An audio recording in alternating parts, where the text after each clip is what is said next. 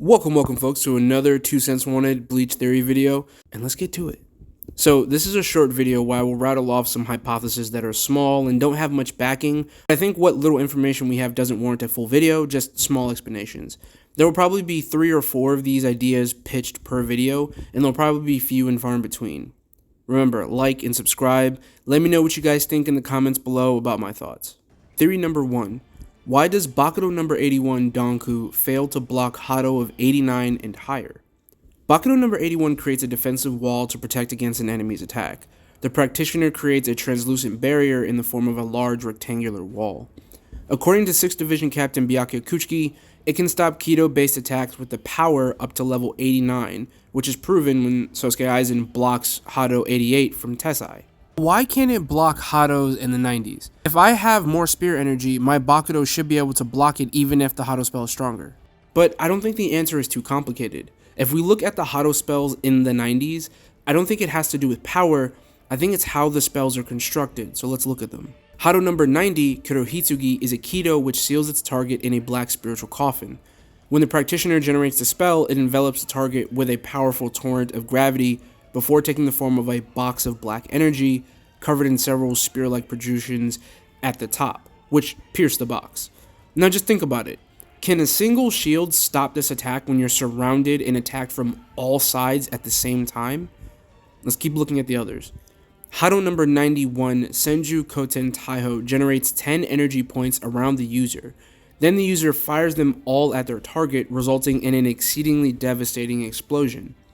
In the anime, it looks straightforward, but in the manga, it sort of looked like the attack comes from more than one angle, which if it's true, it can go around the shield and it just makes the shield pointless to have. Hadō number 96, Itokaso, is a sacrificial Kido spell that requires one to blow up a portion or all of their body. No one would use this Kido from far away. This is a suicide bombing technique. This would only be used at point-blank range, essentially making a shield useless. Also, if it fires in an upward angle like we see it used by Yama against Aizen, then Donku is doubly useless against this technique. And finally, Hadō number 99, Goryen Tenmetsu. Upon activation, energy ruptures in an area around the user because the spell pulls on spirit ley lines in the ground, causing the ground to rise up in pillars before it all rises into the air, forming 5 enormous energy dragons. These dragons attack in directions that can be controlled, so a one-sided Donku doesn't help much. If my hypothesis is correct, I hope there's a Bakudō in the 90s that provides a better shield, because as it stands, all these attacks would go around 81. Theory number 2. Is Yhwach alive? Okay, so this one is pretty flimsy and comes from an omake at the end of the series, and sort of the residual Reiatsu of Yhwach at the end of the series. At the end of chapter 684, when Yhwach is defeated, we see the omake is the word despair sort of fade away into the dust. If you don't know what omake is, it's the extra drawings that Kubo puts at the end of chapters. They often got turned into the Shimigami illustrated guides in the anime. Then in 685, 10 years later after the war, we see the last page show Akon saying Yhwach's Reiatsu is reappearing in the Reconstruction District, and the omake after that of that chapter is a large foot slamming down on the ground. I took this as Yhwach stepping out of the Reiatsu before anyone noticed. This was Yhwach fulfilling his promise of destroying Ichigo's life at its happiest point in the future, because part of the energy that appears in the Soul Society also appears in Kazui's room, who is Ichigo's son. Then in 686, we see Yhwach's black Reiatsu burst forward, and then Ichigo slams his hand into the portion that appears in the world of the living, quote-unquote, destroying it in both places.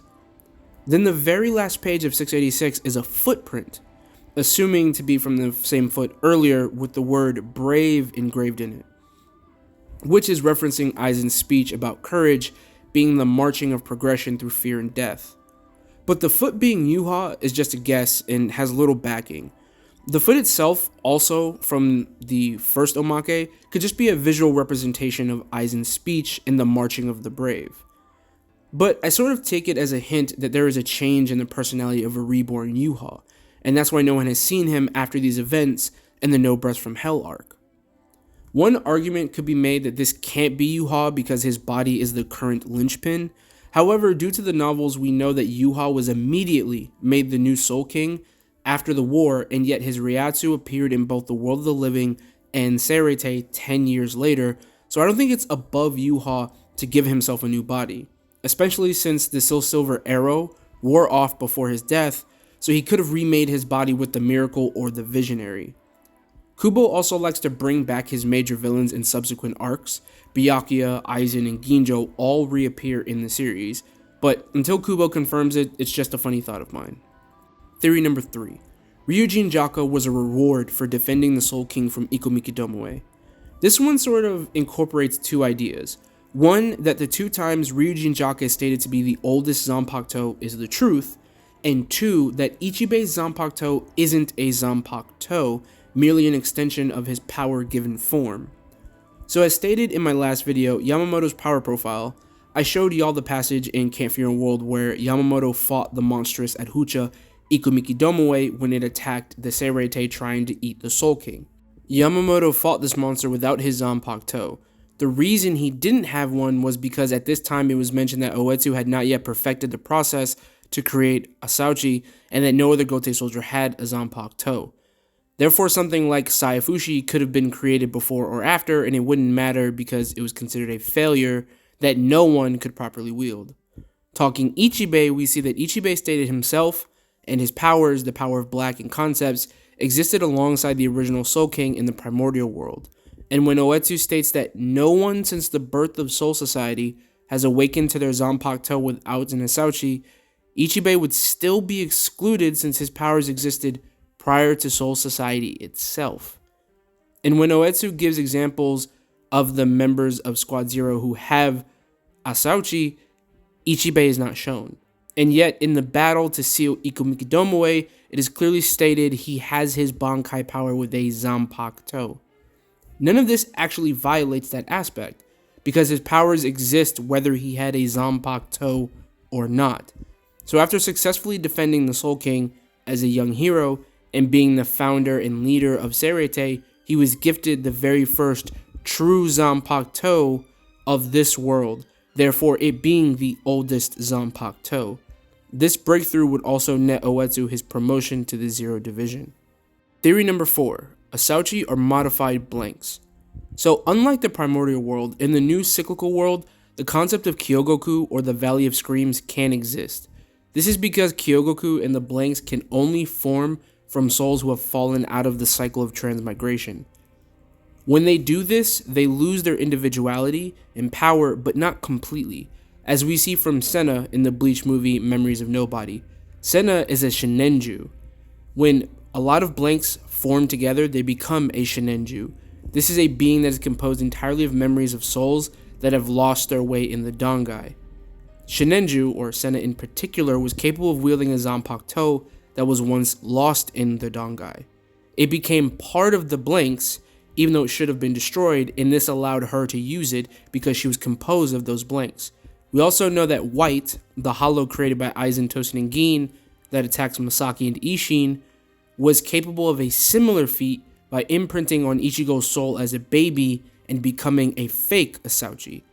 This was because Uetsu tells us that Aizen created White in a similar fashion in which Uetsu himself makes Asauchi, but by molding the dead souls of Soul Reapers. The novel, whose lore, characters, and world building are from Kubo, states that when Uetsu creates the Asauchi, he strips the dead souls of their individuality.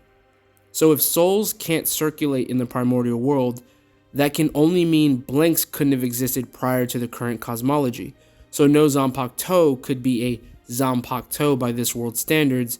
This actually backs up my third theory from before about Ichimonji not actually being a Zanpakuto.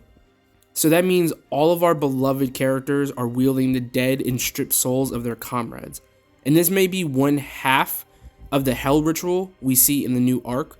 You know, the bodies become the swords that protect the cosmos, and the Kompaku from the Soul Reapers guards Hell from the inside. But that theory is for another day.